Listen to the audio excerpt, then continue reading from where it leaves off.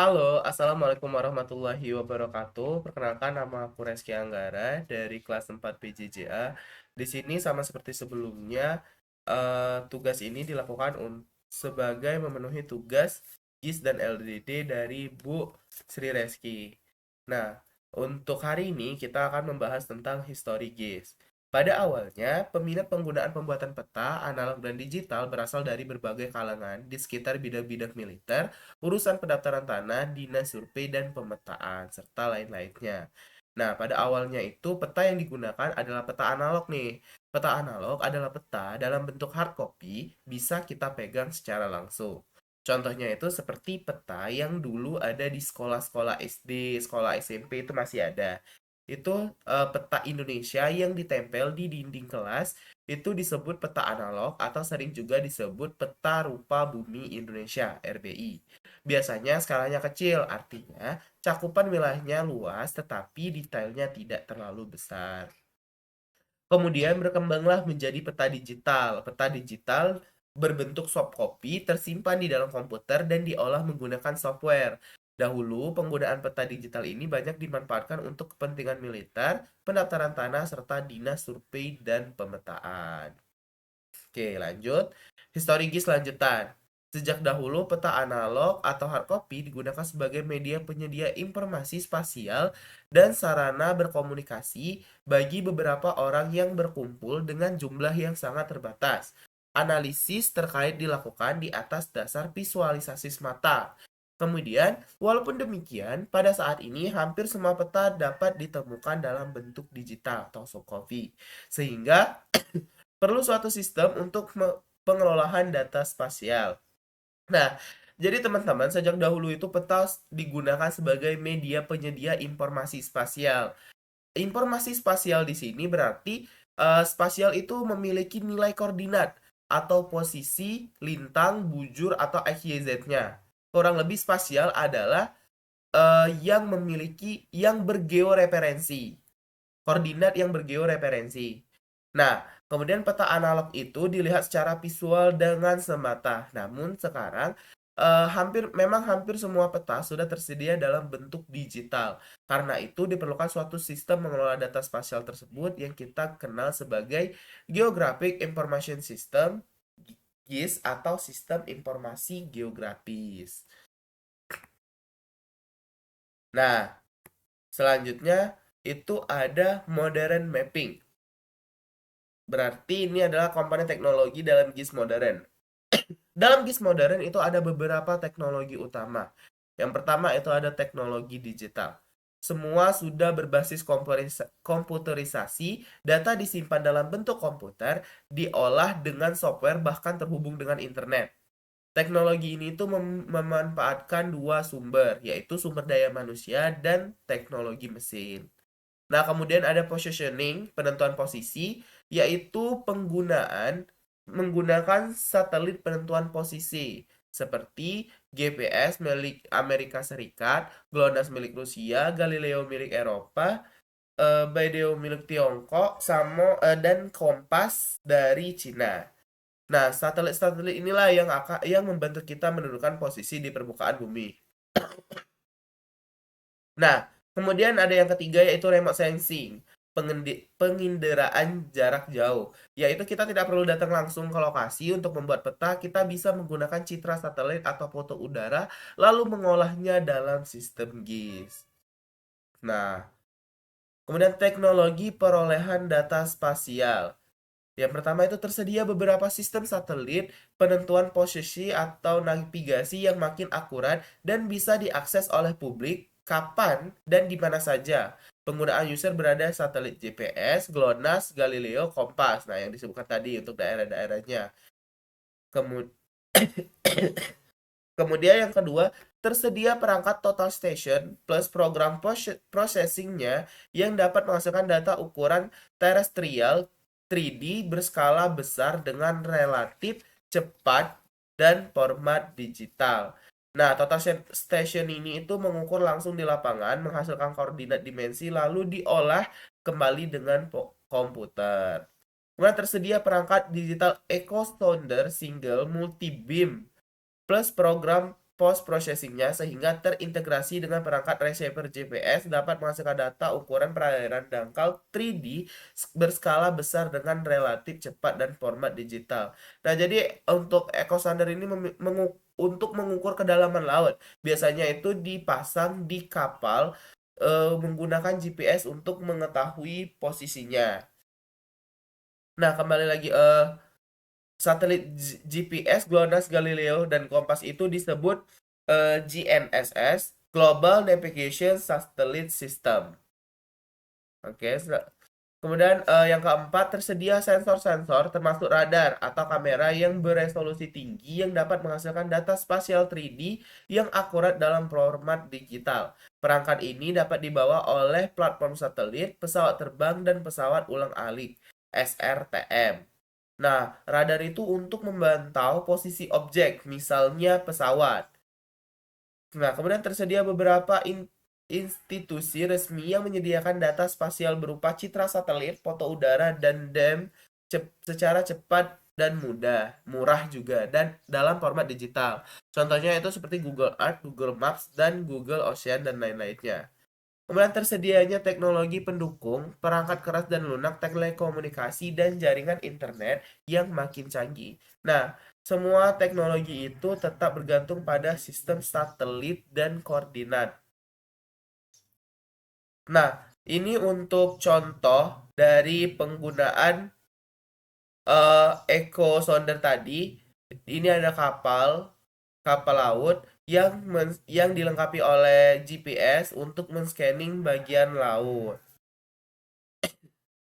Nah, itu untuk contohnya.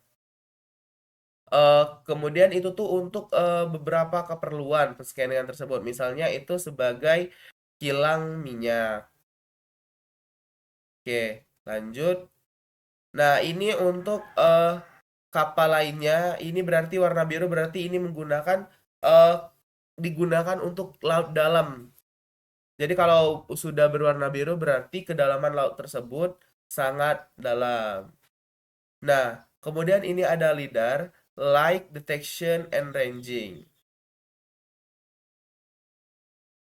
Sama seperti sebelumnya, ini ada contohnya teknologi pesawat tadi ada base station dan kolaborasi dengan GPS-nya agar bisa diketahui posisinya. Nah, kemudian LIDAR, Light Detection and Ranging. LIDAR merupakan suatu metode survei pemetaan dengan memanfaatkan sinar laser untuk mendapatkan jarak antara dua titik atau lebih. Jika digunakan pada wahana terbang seperti pesawat terbang atau helikopter. LIDAR mempunyai beberapa kemampuan seperti dapat menghasilkan resolusi dan digital elevation model yang tinggi, mencakup wilayah yang luas dalam waktu yang lebih singkat, dapat menghasilkan pemodelan secara 3 dimensi, dapat diintegrasikan dengan data lain untuk aplikasi tertentu. Nah, LIDAR itu yang digunakan pesawat itu harus dilengkapi dengan GPS, IMU, Inertial Measurement Unit, dan laser scanner nih teman-teman. Kemudian laser itu akan men-scan permukaan bumi dan menghasilkan ribuan hingga jutaan titik koordinat. Hasilnya berupa digital elevation model, 2D tadi, dengan resolusi tinggi dan model 3 dimensi X, Y, Z. Nah, kelebihannya itu cepat, akurat, bisa mencangkup wilayah luas. Tetapi biayanya itu sangat mahal. Jadi kalau hanya untuk memetakan area kecil saja seperti kampus-kampus cukup menggunakan total station. Menggunakan LIDAR untuk area kecil itu kalau kata Bu Lili itu ibarat membunuh nyamuk dengan nuklir. Teknologinya terlalu besar untuk kebutuhan yang sederhana. LIDAR juga bisa digunakan untuk mengukur permukaan tanah, menggunakan sinar inframerah, mengukur kedalaman perairan dangkal, dengan airborne bethany menggunakan sinar hijau atau biru. Nah, ini teknologi dalam LIDAR. Nah, ini tadi airborne LIDAR terbagi atas dua, yaitu LIDAR untuk pengukuran topografi permukaan tanah yang disebut airborne altimetric LIDAR dan LIDAR yang digunakan yang untuk mengukur kedalaman perairan dangkal yang disebut airborne laser bathymetry. Perbedaan utama di antara keduanya adalah pada penggunaan laser, di mana pada airborne altimetric lidar menggunakan sinar inframerah, sedangkan pada airborne laser bathymetry menggunakan sinar hijau atau biru. Nah, ini untuk contoh jalur terbang lidar. Jadi untuk terbang lidar itu sangat mahal. Ini bakal ada di pesawat, kemudian bakal berkolaborasi dengan GPS-nya agar bisa mengetahui posisi-posisinya. Nah, ini untuk hasil titik yang didapatkan dari jalur ini, dari sepanjang jalur ini akan menghasilkan titik-titik ini. Kemudian, nah, akan mendapatkan titik sebanyak ini. Terdapat ribuan. Memang penggunaannya itu sangat cepat tetapi sangat mahal.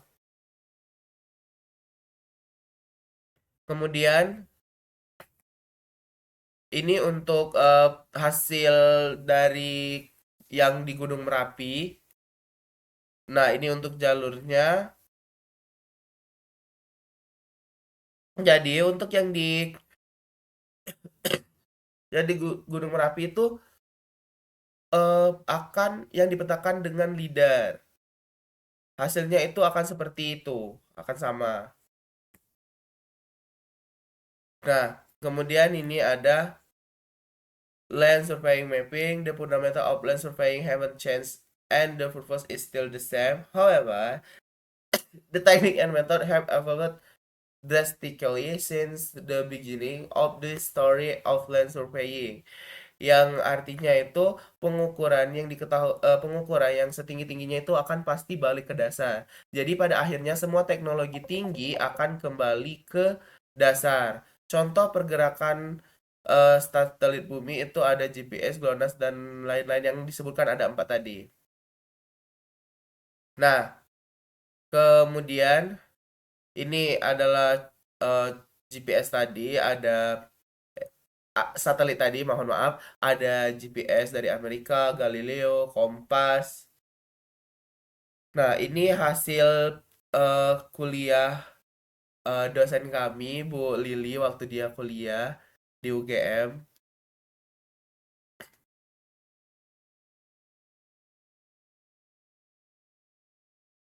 Kemudian ini adalah contoh fotogrametri jarak dekat.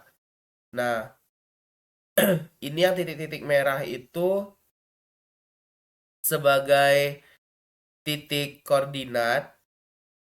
Kemudian titik biru itu adalah nilai koordinat. Kemudian yang ada di sebelahnya itu adalah garis kontur yang dihasilkan dari titik dan nilai koordinat ini. Maka akan menghasilkan garis kontur tersebut. Kemudian ini ada foto-foto udara yang dihasilkan. Kemudian ada citra satelit. Nah, di sini kaca yang ada di satelit ini digunakan untuk memfoto bumi. Ini adalah peta topografi planet Mars. Nah, ini untuk citra satelit yang bagian yang ini itu sangat jelas, masih kelihatan jelas jalan, gedung, dan lain-lainnya. Sedangkan yang di sebelah yang 3 ini sudah menggunakan ketinggian. Nah, jadi fotogrametri dan citra satelit adalah untuk daerah pegunungan atau wilayah luas, kita bisa menggunakan fotogrametri jarak dekat atau citra satelit. Dari foto-foto udara atau citra satelit tersebut, kita bisa menghasilkan titik koordinat, garis kontur, model elevasi, informasi bangunan jalan, vegetasi, dan sebagainya. Semua data tersebut nantinya bisa digunakan oleh teknik sipil, misalnya untuk perencanaan hotel, jalan, kolam retensi, bangunan, dan lain-lainnya. Nah, kemudian penjelasan selanjutnya itu ada esensi sistem informasi geografis, yaitu ada data spasial, kemudian ada data non-spasial. Inti dari GIS ada pada dua jenis. Yang pertama itu data spasial, data yang memiliki koordinat atau posisi, dua dimensi ataupun tiga dimensi. Sedangkan data non-spasial, data atribut, data yang menjelaskan informasi dari data spasial. Contoh, data spasial itu adalah jalan. Sedangkan Data non-spasial itu adalah nama jalan, panjang jalan, lebar jalan, kondisi jalan, dan sebagainya. Keduanya saling berhubungan dan tidak bisa dipisahkan. Nah, mungkin itu saja yang bisa saya jelaskan pada pertemuan kali ini. Semoga materi ini membuat kalian lebih memahami dasar-dasar GIS dan LDD. Nah, ini mungkin ada slide tambahan alasan-alasan penggunaan GIS. Yang pertama, GIS dapat digunakan sebagai alat bantu utama yang interaktif, menarik, dan menantang dalam usaha untuk meningkatkan pendidikan mengenai ide-ide atau konsep-konsep lokasi, ruang spasial, kependudukan, dan unsur-unsur pemahaman, pengertian, pembelajaran, dan unsur-unsur geografis yang terdapat di atas permukaan bumi. Nah, kemudian GIS dapat memberikan gambaran yang lengkap dan komprehensif terhadap suatu masalah nyata terkait spasial permukaan bumi. Kemudian alasan berikutnya, GIS memiliki kemampuan untuk menguraikan unsur-unsur yang terdapat di permukaan bumi ke dalam bentuk beberapa layar, tematik, atau coverage data spasial. Kemudian, perangkat GIS saat ini sudah menyediakan fasilitas-fasilitas untuk berkomunikasi dengan aplikasi-aplikasi perangkat lunak lainnya hingga dapat bertukar data secara dinamis. Nah, mungkin itu saja saya akhiri. Wassalamualaikum warahmatullahi wabarakatuh.